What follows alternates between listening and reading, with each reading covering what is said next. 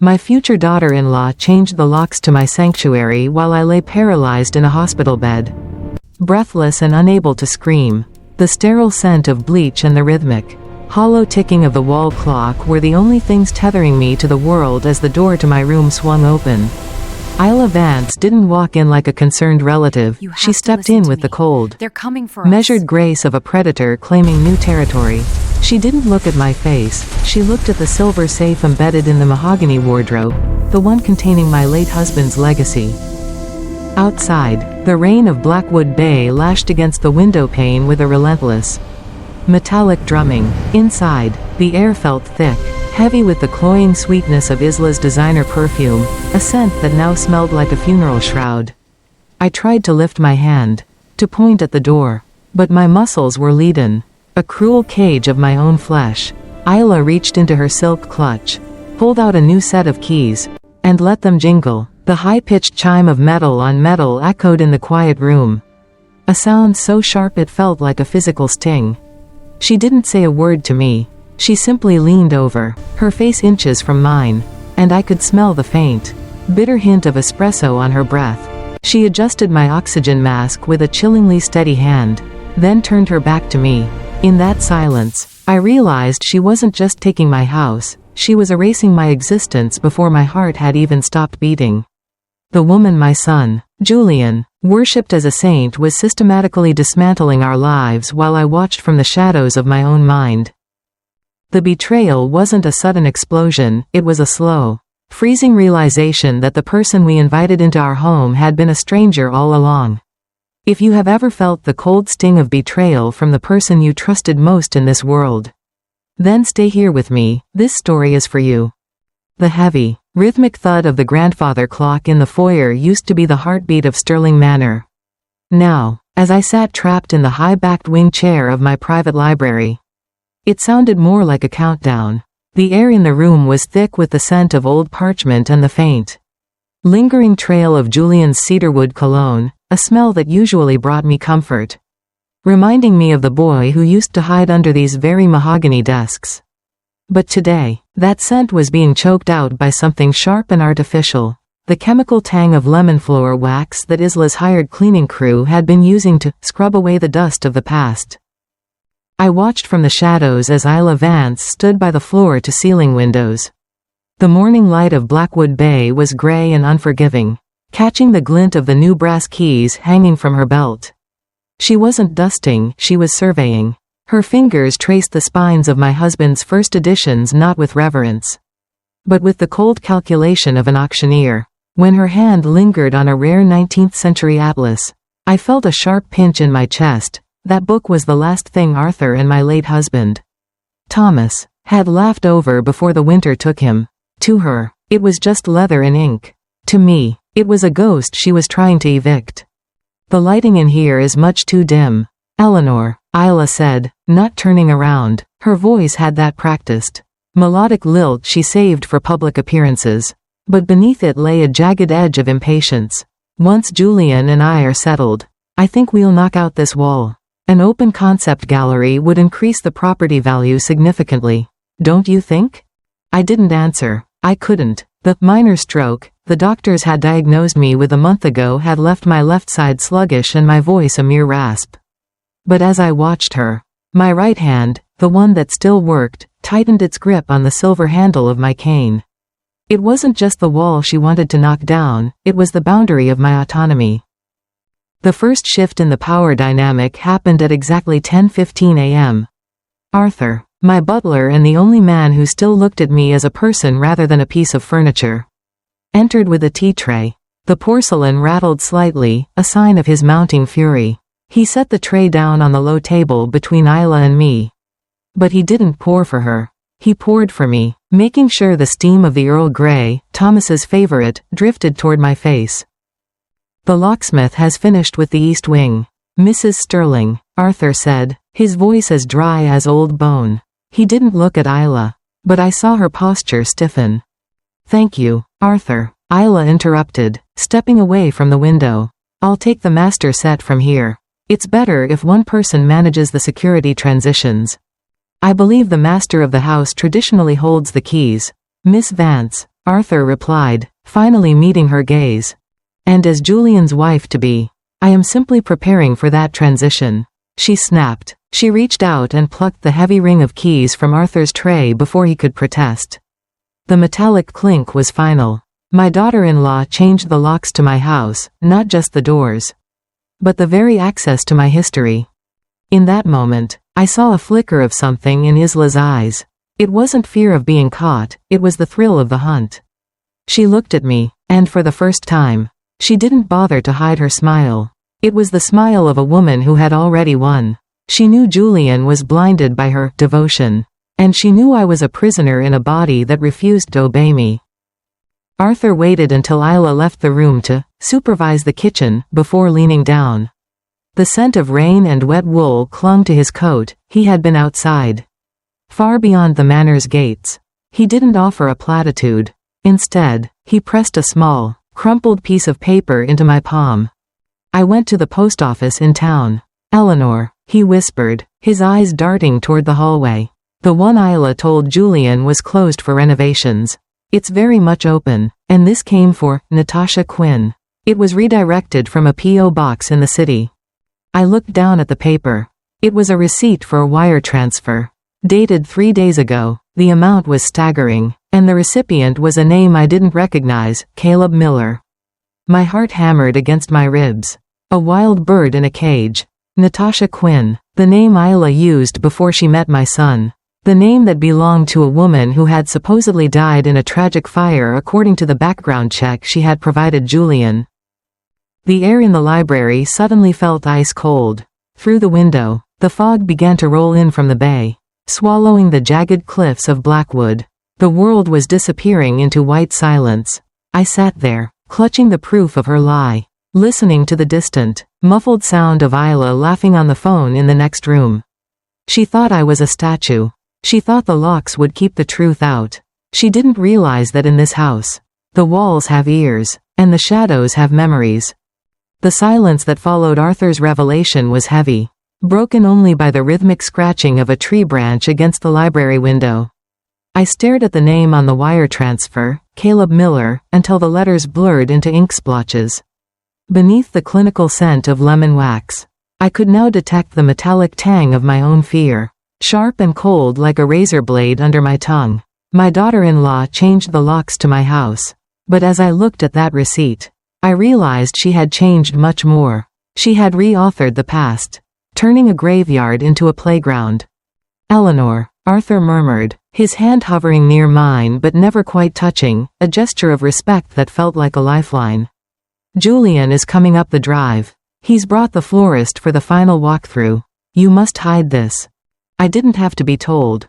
I tucked the crumpled slip of paper into the hidden pocket of my cardigan, the fabric rough against my skin. Just as the library door groaned open, the atmosphere shifted. The oppressive chill was masked by a sudden burst of forced warmth as Julian entered. His face lit with a frantic, bridal glow. Behind him, Isla followed, her heels clicking on the hardwood with a terrifyingly domestic rhythm.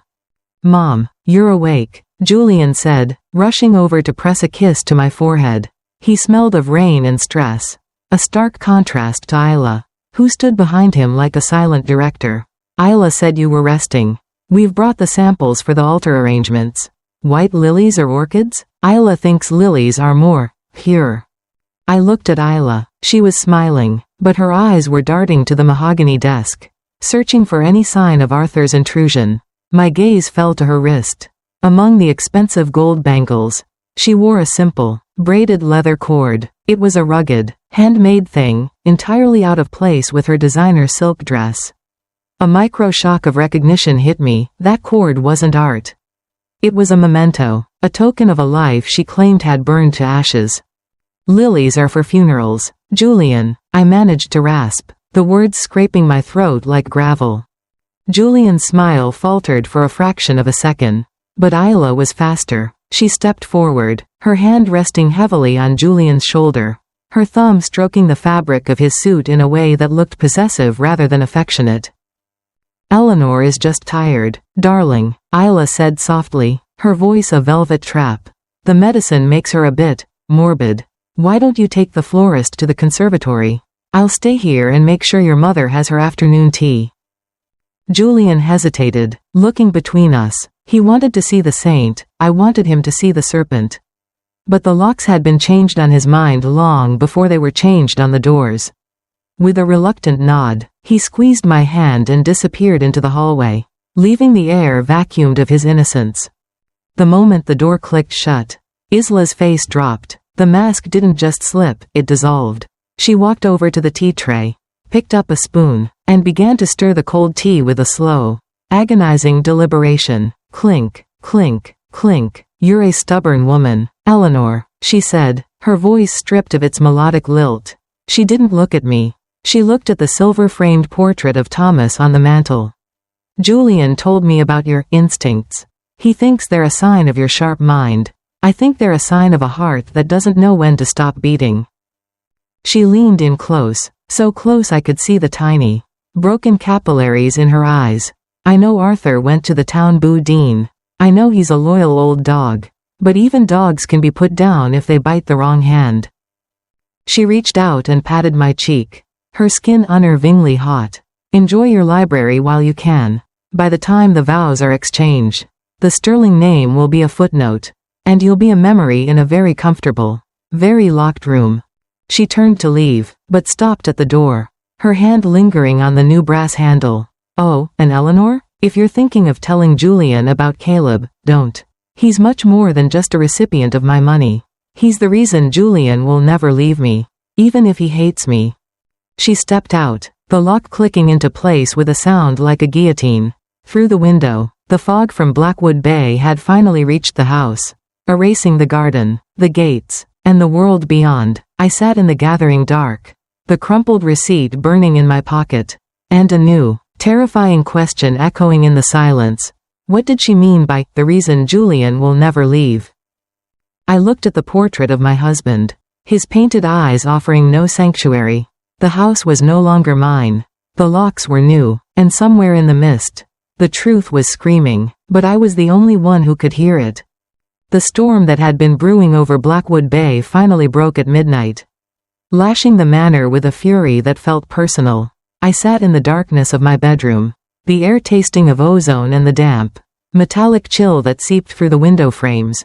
My right hand, cramped and stiff, clutched the silver handle of Thomas's walking cane. The coldness of the silver reminded me of the winter nights we spent planning Julian's future. A future that was now being dismantled brick by brick. Every flash of lightning illuminated the new, brass deadbolt Isla had installed on my door, a silent, gleaming sentinel of my captivity. My daughter-in-law changed the locks to my house, but she had forgotten that a house like Sterling Manor was built with secrets that a mere locksmith could never reach. The first sensory anchor that shifted my resolve was the smell of scorched sugar. It was faint, rising through the vents from the kitchen below. To anyone else, it was just a culinary mishap. But to me, it was a signal. Thomas and Arthur had devised it decades ago, a way to communicate when the walls had ears. Scorched sugar meant, the coast is clear, but the threat is close. The door to my room didn't open, instead. The heavy oak wardrobe against the far wall groaned. Arthur stepped out from the shadows of the servants' passage, his face a map of exhaustion. He wasn't carrying a tea tray this time. He was carrying a heavy, dust-covered box and a set of old, rusted iron keys that Isla's security transition had overlooked. "She's in the study, Eleanor," Arthur whispered, his voice rasping against the sound of the rain. "She's going through Thomas's private ledgers. She's looking for the offshore accounts, the ones he set up for Julian's architectural firm." I felt a surge of adrenaline, a hot, prickly sensation that fought the lethargy in my limbs. The power balance was shifting. She had the new locks, but we had the map. "Caleb," I managed to breathe out, the name feeling like a piece of broken glass in my mouth. Arthur nodded, his jaw tightening. "I found more than just a name. I went to the old boathouse, the one Isla insisted on having boarded up. I found a leather satchel hidden under the floorboards. It didn't belong to Thomas." Arthur opened the box. The smell that erupted from it was a micro-shock to my system, the pungent, earthy scent of raw sawdust and cheap tobacco. It was the smell of a man who worked with his hands. A man like the though mock, the carpenter, Caleb Miller. As Arthur pulled out the contents, my perception of the danger changed. This wasn't just a financial scam. Among the papers was a stack of photographs. They weren't of Isla and Julian. They were of Isla, or Natasha, as she was then, and a man with rough hands and a jagged scar across his brow. They were standing in front of a modest cottage, laughing, but it was the child in the photos that made the world tilt. A little girl, perhaps 5 years old, with Julian's eyes. No, that was impossible. My mind raced, trying to find a logical path through the thorns. Julian had never met this woman until 2 years ago, but the girl in the photo, clutching a wooden toy horse, looked so much like a Sterling that it made my breath hitch. The girl's name is Zoe, Arthur said, his voice dropping to a somber low. And the reason Julian will never leave Isla? It's not because of love, Eleanor. It's because she told him she's pregnant. But I found medical records in this box. Isla Vance had a procedure years ago that made it impossible for her to conceive again. The information hit me like a physical blow. The deception was layers deep. She was using a phantom child to anchor Julian, while her real child was being hidden away, likely used as leverage against Caleb. The power Isla held over my son was built on a foundation of biological lies and emotional blackmail. I signaled Arthur to help me up. My legs felt like lead, but the fire in my mind was cold and bright. We moved into the servants' passage, the air here smelling of stone dust and ancient soot. It was a narrow, claustrophobic space, lit only by Arthur's dim flashlight. We reached the observation point behind the study. Through the tiny pinhole in the wainscoting, I saw Isla. The room was bathed in the warm, amber glow of the desk lamp. But Isla's face was frozen in a mask of fury. She was tearing through Thomas's files, her movements frantic and jagged. Suddenly, she stopped. She picked up a heavy glass decanter and hurled it across the room. The sound of shattering glass was an explosion in the quiet house. I watched as she collapsed into Thomas's chair, burying her face in her hands. "I can't find it, Caleb," she hissed into her cell phone, which was pressed to her ear. Her voice was stripped of all its grace, raw with a desperate, animalistic fear. "The old woman has hidden the access codes. If I don't get the money by the wedding, they'll take her. You know what he's capable of. Randall won't wait another week." She paused, listening to the voice on the other end. Her knuckles turned white as she gripped the phone. "I don't care about Julian. I just need the Sterling estate to act as a shield. Once the vows are said, I'll have the legal standing to commit her to a facility and take control of the trusts. Just keep the girl quiet." She hung up and stared at the door, my door, the one she had locked. A shadow crossed her face, a flicker of doubt that she quickly extinguished with a sharp, cold laugh. I leaned back against the cold stone of the passage, my heart drumming a frantic rhythm. The atmosphere was stifling, the darkness of the tunnel pressing in on us. The only light was the thin golden sliver from the study, a reminder of the world Isla was trying to steal. I watched a spider weave a web across the corner of the passage. A silent architect of traps. Isla thought she was the weaver, but she had entered a house that had been catching predators for generations. I looked at Arthur. His eyes were wide with the same realization I had. The wedding wasn't a goal, it was a deadline. And the victim wasn't just Julian or me. It was a little girl named Zoe, a child Isla was both protecting and exploiting. The question that burned in the silence of the tunnel was no longer how she was doing this, but who was Randall, and what was the true price of the locks she had changed. The humid air of the tunnel seemed to vibrate with Isla's jagged breathing on the other side of the wall. Arthur placed a steadying hand on my elbow, his touch as dry as the old ledgers Isla was currently desecrating. We retreated into the bowels of the manor, moving toward the old servant's kitchen, a place Isla deemed too archaic to visit. Here, the scent was different, not the chemical lemon of her reign, but the deep, yeasty ghost of baking bread and the cold, mineral smell of the stone cellar. "We have 48 hours until the rehearsal dinner, Eleanor," Arthur whispered, his flashlight beam cutting through the gloom to rest on a heavy, iron-bound door. "If Randall is as dangerous as she claims, Caleb Miller won't just be an accomplice. He'll be a man waiting for a miracle.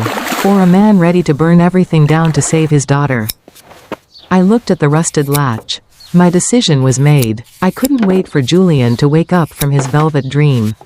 I had to reach the man in the boathouse photos. I gestured for Arthur to open the small, low-clearance door that led to the kitchen gardens.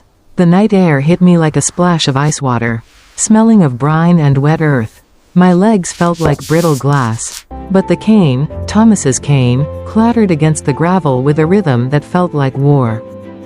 We reached the boathouse just as the fog began to thicken into a shroud. The structure was a rotting skeleton of cedar and salt-crusted salt spray. Isla had told Julian it was structurally unsound, a clever way to keep everyone away from her staging ground. But as Arthur pried back a loose board, a different smell hit me, the sharp, acrid scent of cheap whiskey and the metallic, greasy odor of a handgun being cleaned. A shadow moved in the corner. "Arthur, I told you not to come back tonight," a voice growled. It was a voice like grinding stones, weary and broken. Caleb Miller stepped into the thin sliver of moonlight. He wasn't the monster I expected. He was a man hollowed out by grief, his eyes sunken and his clothes smelling of sawdust and desperation. When his gaze fell on me, he didn't run, he froze, the rag in his hand dropping to the floor. "Mrs. Sterling," he breathed, the name a prayer he didn't believe in. "Caleb," I replied, my voice steadier than I felt. "Tell me about the girl. Tell me about Zoe." For the next hour, the truth spilled out like blood from a fresh wound. Caleb hadn't been Isla's partner in crime, at least. Not willingly. They were married once, in a life of poverty and small-town dreams. When Zoe was born with a heart condition, the debts to Randall began. Isla, or Natasha, saw the Sterling estate as an exit strategy. She had staged her death in the fire to shed the debts and the husband, only to return 2 years later with a new face and a plan to use Caleb as her ghost in the shadows. She told me if I played along, if I helped her get into the offshore accounts, she'd pay Randall and we'd take Zoe and run. Caleb sobbed, his head in his hands. "But she's not planning on running with me, is she?" I looked at the leather satchel Arthur had found. I reached inside and pulled out a small, velvet-lined box I hadn't noticed before. Inside sat the Sterling family signet ring, the one Julian was supposed to wear on his wedding day. But as I turned it over in the light, a micro-shock curdled my stomach. The gold was genuine, but the crest, our family's history, had been filed down. In its place, a small, hidden compartment had been hollowed out. Inside was a tiny, translucent pill. My breath hitched. This wasn't just a financial heist. This was a slow-motion assassination. Isla didn't want the estate for a year, she wanted the estate as a widow. A tragic accident or a sudden illness for Julian. Just like the one she had faked for herself. "She's not just locking the doors. Caleb," I whispered, the realization chilling me more than the bay fog. "She's preparing the grave." Suddenly, the boathouse door creaked. The sound of a heel snapping against a stone echoed from the path outside. Isla's voice, sharp and commanding, cut through the mist. "Caleb, I know you're in there. We need to move the timeline up. Julian is starting to ask questions about the medical records." I looked at Caleb. I looked at Arthur. We were trapped in a rotting shed with a man holding a gun and the woman who had already stolen my home. But it was Caleb's next move that paralyzed me. He didn't hide us. He picked up the gun, looked at me with a terrifying, blank expression, and walked toward the door. "Go back to the manor. Isla," he called out, his voice devoid of the grief he had just shown me. "I'm busy cleaning up your mess. And the old woman? She's exactly where you left her." He turned back to me, his finger hovering over the trigger. In the dim light, I couldn't tell if he was protecting us or completing the betrayal. "Arthur," Caleb whispered, his eyes never leaving mine. "Take her through the water gate. Now, before I change my mind about which side of this grave I'm digging." As Arthur pulled me toward the dark, churning water of the bay entrance, I looked back. I saw Caleb opening the door to Isla, his face a perfect mask of the man she thought she controlled. But as the door shut, I saw something else on the floor, a second wire transfer receipt. One Arthur hadn't seen. It wasn't from Isla to Caleb. It was from Julian to a private investigator in Switzerland. My son wasn't just asking questions. He was hunting. But who was he hunting? Isla, or me? The Watergate was a narrow, slime-slicked throat of stone that groaned as Arthur hauled me through. The air here was suffocating, smelling of ancient salt, decaying kelp, and the cold, relentless damp of the Atlantic. Every time a wave crashed against the exterior seawall, the vibration rattled my teeth, reminding me of the night Julian was born, a night of thunder and the same terrifying, rhythmic roar of the tide. I clutched the second receipt, the one from Julian to the Swiss investigator, so tightly that the ink bled onto my palm. My daughter-in-law changed the locks to my house, but it seemed my son had been building a separate fortress entirely. One made of dossiers and wiretaps. As Arthur helped me onto the dry stones of the lower cellar, the silence was absolute, save for the dripping of condensation. The power balance hadn't just shifted, it had shattered. I no longer knew who was the victim and who was the predator. Arthur's flashlight flickered, casting long, skeletal shadows against the wine racks. "Eleanor, we must get you back to your room before Isla returns from the boathouse," Arthur whispered, his breath coming in ragged plumes of white mist. "If she finds you gone, she'll know the locks were a failure. She'll move the accident to tonight." I shook my head, my jaw set. I didn't want my room. I wanted Julian's studio. The smell of graphite, vellum, and expensive scotch was the only thing that could clarify the fog in my brain. We ascended the spiral servants' stairs, my heart drumming a frantic, uneven beat against my ribs. When we reached the third-floor landing, the atmosphere changed. The manor felt different, not like a home, but like a hollowed-out chessboard where every piece was moving in the dark. We entered Julian's studio. The sensory impact was immediate, the sharp, metallic tang of an electric pencil sharpener and the dry, dusty scent of architectural models. It was the scent of a man obsessed with structure, with things that could be measured and braced. But on his drafting table, laid out with clinical precision, was something that defied measurement. I picked up a magnifying glass. Underneath it was a blueprint of Sterling Manor. But it wasn't the original. Julian had mapped out every new lock Isla had installed, every security camera she had placed, and, my blood turned to ice, every hidden passage Arthur and I had just used. My son hadn't been blinded by love. He had been documenting his own imprisonment. Or perhaps, he had been waiting for the cage to be completed. "He knows, Arthur," I whispered, the words feeling like shards of glass. "He's been watching her watch us." A new piece of information emerged from a folder labeled Project Phoenix. It wasn't an architectural plan. It was a life insurance policy. Recently updated. The primary beneficiary was Isla Vance. But the secondary beneficiary, the one who would inherit everything if both Julian and Isla were unavailable, was a trust fund in the name of Zoe Miller. The shift in perception was nauseating. If Julian knew Isla was a fraud, why was he still walking toward the altar? Was he protecting the girl? Or was he using her as a pawn in a much larger game of inheritance? I looked at a photo pinned to his corkboard, a grainy shot of Caleb Miller standing outside a motel. My son hadn't just hired an investigator, he had been stalking the man Isla claimed was dead. Suddenly, the floorboards in the hallway creaked. Not the heavy, confident stride of Isla, but a lighter, more erratic footfall. The door to the studio swung open, and the smell of rain-soaked wool and bitter espresso preceded him. Julian stood in the doorway. He looked ravaged, his eyes sunken and a dark stubble shadowing his jaw. In his hand, he held a small, black device, a signal jammer. He didn't look surprised to see me. He looked relieved, a terrifying, hollow kind of relief that made me want to scream. "I wondered when Arthur would finally show you the tunnels, Mother," Julian said, his voice devoid of the warmth he usually saved for me. He walked to the drafting table and tapped the blueprint. "I needed you to see the locks. I needed you to feel the walls closing in." The Kankan Luke, the balance of power, tilted again. Julian wasn't the victim, he was the architect. "Julian," I managed to rasp, my right hand trembling as I held up the Swiss receipt. "Who is Zoe to you?"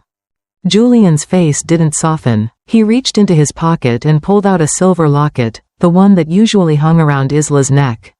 He clicked it open. Inside wasn't a photo of Isla, but a lock of blonde hair and a small, handwritten note. Save her. No matter the cost. Isla thinks she's a predator, Julian said, his voice dropping to a whisper that was colder than the bay fog. She thinks she's the one det nen nung kai bay, weaving the traps. But she's just the bait. Mother. Randall Turner has been looking for the Sterling accounts for years. He used her to get to me. But he forgot one thing.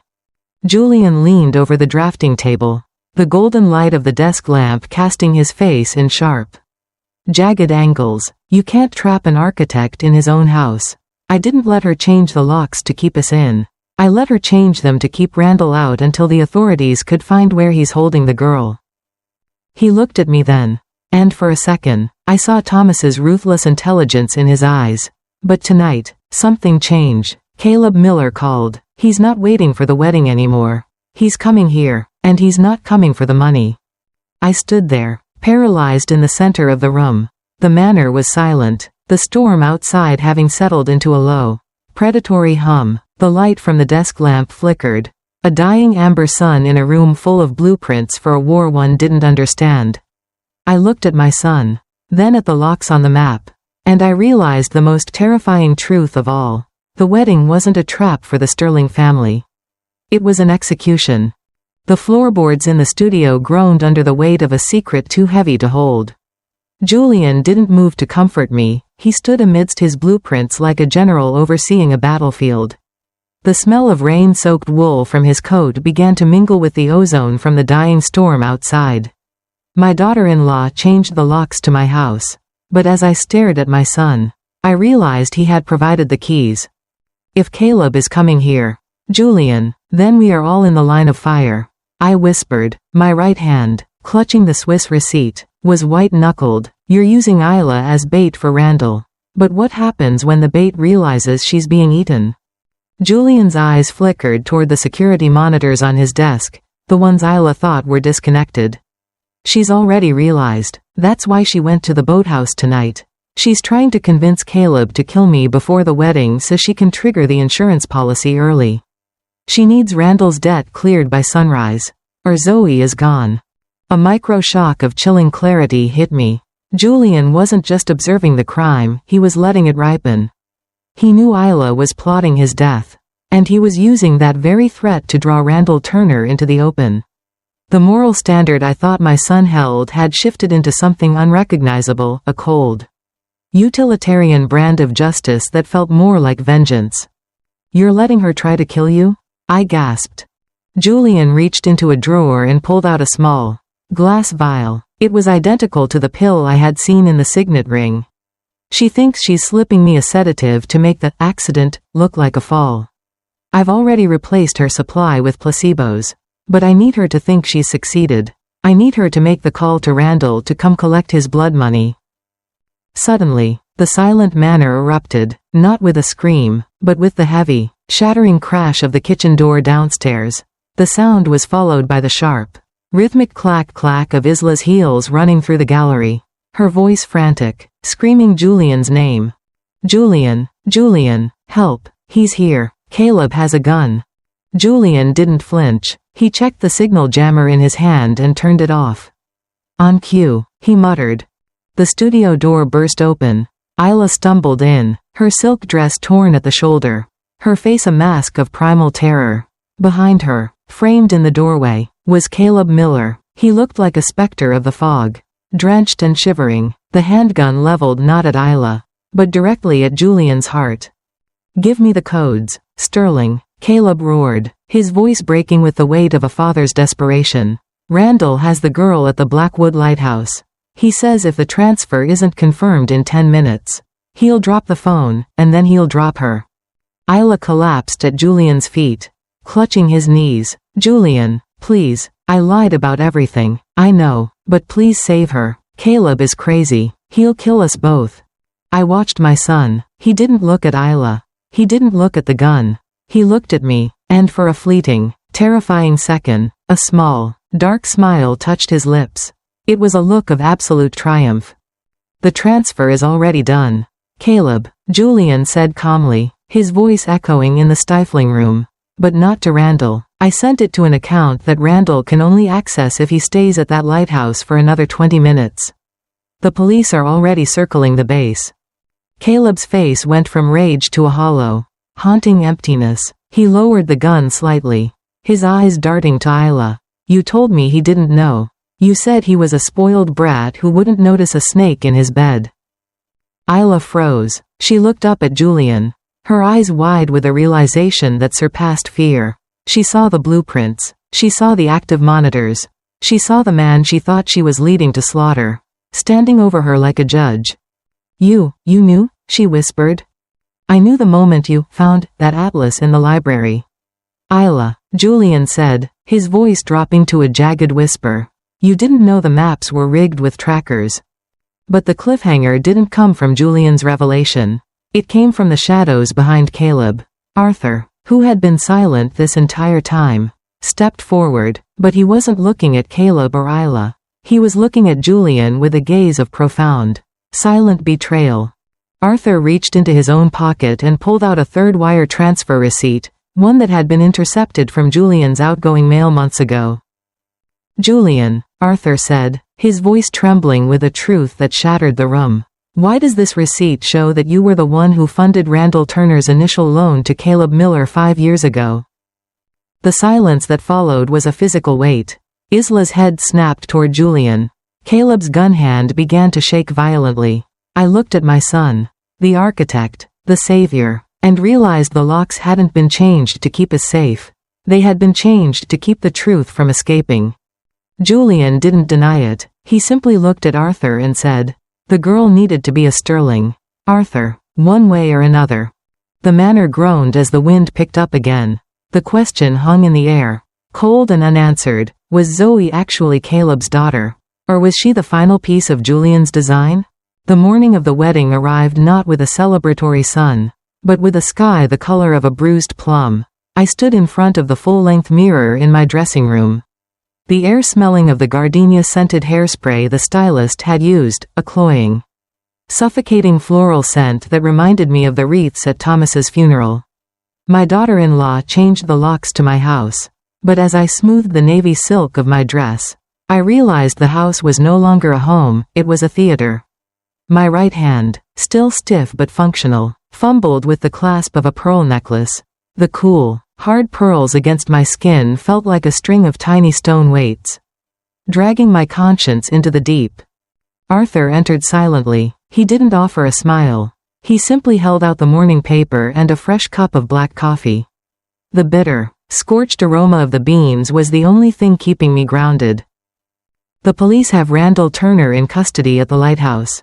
Eleanor, Arthur whispered, his voice as dry as the parchment he lived among. The girl, Zoe, is safe. She's being held at a private clinic under my sister's supervision. I looked at Arthur through the mirror. The power balance had shifted again. Julian thought he was the master architect, but Arthur held the one piece of evidence that could destroy my son's carefully curated legacy, the receipt proving Julian had funded the very monster who threatened the child. Julian is waiting in the conservatory. Arthur continued. He's wearing his father's watch. He looks triumphant. And Isla? I asked. She is a ghost in white lace. Arthur replied. She knows she's walking into a trap, but she thinks it's a trap of her own making. She still believes the pill she gave Julian this morning was real. I took a sip of the coffee, the heat searing my throat. My decision was made. I wouldn't stop the wedding. I would let the curtain rise. I needed the world, our world of high society and old money, to see the sterling name for what it had become. We arrived at the Blackwood Cathedral an hour later. The sensory impact was staggering. The scent of thousands of white lilies filled the vaulted stone space, a heavy, funereal perfume that Julian had insisted upon. The light through the stained glass cast jagged patterns of ruby and sapphire across the pews, making the guests look like they were covered in blood. Julian stood at the altar. He looked magnificent, a pillar of sterling strength.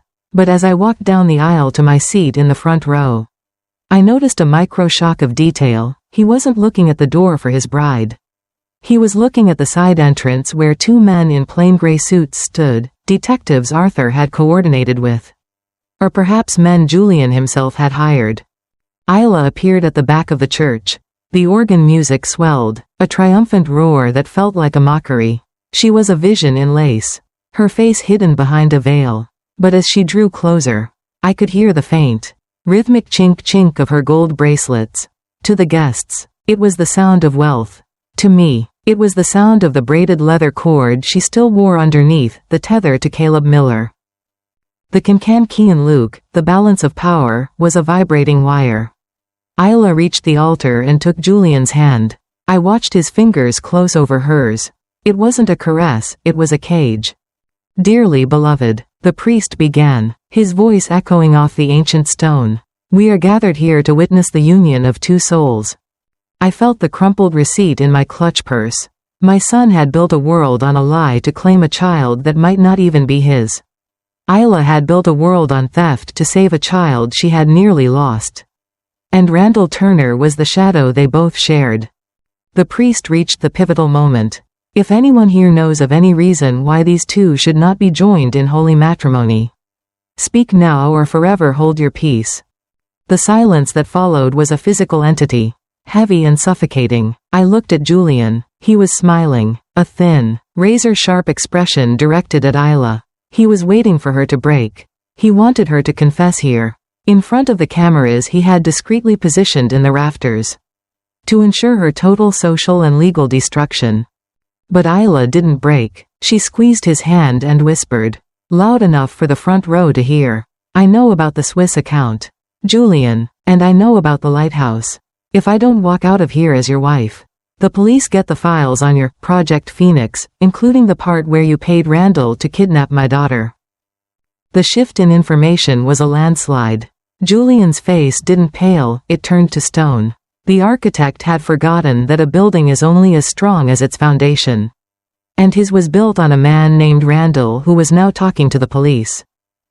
I stood up. The rustle of my silk dress was like a gunshot in the quiet cathedral. Every head turned. The guests gasped, a collective intake of breath that stirred the heavy scent of lilies. This ceremony is over, I said, my voice clear and cold. But not for the reasons you think. I didn't look at Isla. I looked at the side door. Caleb Miller stepped out. He wasn't carrying a gun this time. He was carrying a small, wooden toy horse, the one from the boathouse photos. And behind him, held by a female officer, was a small girl with blonde hair and Julian's eyes. The atmosphere in the cathedral fractured. The light through the ruby glass seemed to deepen, staining the white lilies red. I watched my son, my architect of shadows, as he realized that Arthur hadn't just saved the girl. He had brought the one person who could prove whose blood she truly carried. The presence of the child in the cathedral doorway acted like a chemical catalyst, turning the structured elegance of the wedding into a chaotic blur. The scent of the lilies, once merely funereal, now felt necrotic, choking the lungs of everyone present. I watched Julian. The architect was staring at the little girl, Zoe, not with the warmth of a father or the relief of a savior, but with the cold, analytical gaze of a man whose primary calculation had just been corrected by a decimal point. My daughter-in-law changed the locks to my house, but it was my son who had tried to lock me inside a reality of his own design. Julian, I said, my voice cutting through the rising murmurs of the elite guests. Caleb Miller didn't come here to stop your marriage. He came to reclaim his daughter. And I invited him because the sterling name does not subsidize kidnapping, regardless of the noble intent. Isla had collapsed onto the altar steps, her white lace train fanning out like a wounded bird. She looked at Zoe, then at Julian, and finally at Arthur. The Kankan Luke, the balance of power, was no longer a wire, it was a noose. The Swiss documents. Eleanor, Isla rasped. Her veil snagged on her crown, revealing a face ravaged by the realization that she had been a puppet in a much larger game. He didn't just fund Randall. He is Randall's silent partner. The Project Phoenix wasn't about saving me or the girl. It was about liquidating my past so he could own the future. A micro shock hit the room. Julian didn't flinch at the accusation. Instead, he reached into his breast pocket and pulled out a small, folded piece of paper, a DNA report from the private clinic Arthur had mentioned. He didn't hand it to Caleb. He didn't hand it to Isla. He held it over a lit candle on the altar. The truth is whatever I build. Isla, Julian said, his voice terrifyingly calm. I gave Caleb the money because I wanted a legacy that didn't start with a go of foo, a widow, and an old woman's stagnant books. I wanted a daughter, my daughter. As the paper caught fire, the amber flame reflected in Julian's eyes. He watched the evidence of Zoe's parentage turn to ash. A silent admission that he was willing to erase biological truth to satisfy his architectural need for a perfect family tree. He wasn't just a victim or a schemer. He was a man who believed he could rewrite the laws of nature with a wire transfer. Caleb Miller lunged forward, but the detectives were faster. They didn't move toward Isla. They moved toward Julian. Julian Sterling, the senior detective announced, his voice echoing off the stained glass. We've just received a statement from Randall Turner at the lighthouse. He's not going down for the kidnapping alone. He's provided the logs of your encrypted messages. Every payment, every instruction on how to pressure Isla Vance into this marriage. The guests began to scramble for the exits. The social scandal of the century unfolding in real time. But I didn't move. I looked at Arthur. He was standing by the pillar. His face an unreadable mask. He hadn't just brought the girl to save her, he had brought her to force Julian into a corner where he would have to reveal his true face. Julian looked at the detectives. Then at me. I did it for the estate. Mother. To keep it from being a museum of ghosts. I thought you, of all people, would understand the price of protection. I reached into my clutch and pulled out the Sterling family signet ring, the hollowed-out one. I placed it on the altar rail between us. You didn't protect the family. Julian, you turned this into a crime scene. The cliffhanger came as the side doors of the cathedral were suddenly flanked by a new set of men, not police. But private security in uniforms I recognized from the Sterling architectural firm's global contractors. They didn't intervene, they simply stood there, blocking the detectives' exit paths. Julian didn't look like a man about to be arrested. He looked like a man who had anticipated the police's move. He turned back to the altar, ignoring the chaos, and looked at the little girl, Zoe, who was still standing by the door. Arthur, Julian said, his voice dropping to a whisper that chilled the very marrow of my bones. Where is the other child? Silence fell. I looked at Arthur. Arthur looked at me, and for the first time in 40 years, my loyal shadow turned pale. The other one, Arthur, Julian repeated, stepping away from the detectives as his security team closed the gap. The one you hid from my father 30 years ago. The one Isla was actually sent here to find. The cathedral, the wedding, the scandal, it all vanished. I stared at Arthur, my heart stopping in my chest. What other child? The question hung in the air. A final lock that none of us had the key to. The chaos of the cathedral was a storm that had finally spent its fury. A week later, the morning air at Sterling Manor arrived with a crystalline clarity, smelling of damp earth and the fresh, green scent of wild clover after a long rain. I stood on the veranda, watching the sun crest over the jagged cliffs of Blackwood Bay. In my hand, I held the new brass keys Isla had used to imprison me. With a deliberate, steady motion, I placed them into a heavy iron box and handed it to Arthur. He didn't say anything, but the way he accepted it, with a slow, respectful nod, signaled that the locks on our lives were finally under our own command again. My first act of restoration was simple. I signed the papers to turn the manor's east wing into a permanent sanctuary for children like Zoe. Ensuring the Sterling legacy would finally be built on truth rather than shadows. Justice moved with a quiet, surgical precision. I didn't need to attend the trials or witness the shouting matches in court. Instead, I sat in my restored library, the air now smelling of beeswax and aged paper, listening to the soft, rhythmic chime of the grandfather clock. Through the morning news, I learned that Julian's contract security had been dismantled and his Project Phoenix exposed as a web of systemic fraud. Isla and Julian were now mere headlines, two architects of a house of cards that had collapsed under the weight of its own lies. There was no joy in their downfall, only a profound, echoing relief. The crushing band around my chest had finally loosened, replaced by a peace as deep and silent as the bay at dawn. The other child, Julian had alluded to, the secret Arthur had guarded, turned out to be the most redemptive truth of all. It wasn't a scandal to be feared, but a lineage of kindness Arthur had started decades ago, protecting the orphans of Blackwood with the funds Thomas had quietly set aside.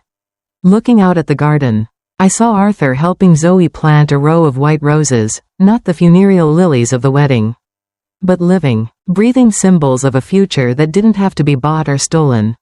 I took a deep breath, the cool morning air filling my lungs for the first time in years, tasting of salt and freedom.